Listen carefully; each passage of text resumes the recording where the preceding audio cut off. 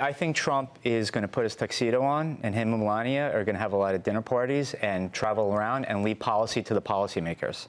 And he'll sign the bills when they come on. And Paul Ryan is going to be exactly. And Paul Ryan is going to be a driver of those policies. Who knows exactly how to do a lot of these things. So what does that all mean? You know, we want to talk about whether this. You've been negative for so long. Is it capable? Are you capable? No. Of being positive? My narrative has been the central bank influence on markets. I'm optimistic that the regulatory noose around the economy is going to loosen up. It'll be bullish with lower taxes. The problem that Trump faces is that we have an unwinding of a tremendous bond bubble.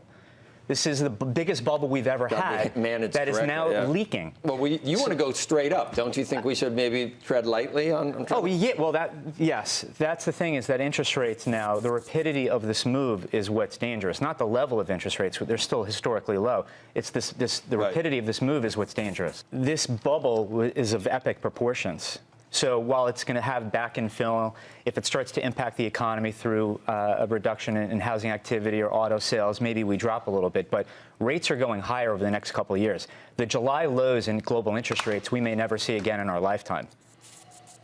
How high? I mean, if you go to 4%. So if nominal GDP is around 3%, the 10-year yield can go to 3%. The Fed funds rate, which is now 37.5 basis points in a more normalized world, should be 1.5 to 2%. And you know, this could get good if the yield curve steepens and the market moves for the Fed, and all the Fed is doing is catching up, and no one's going to care that they're raising. This will be eventually good.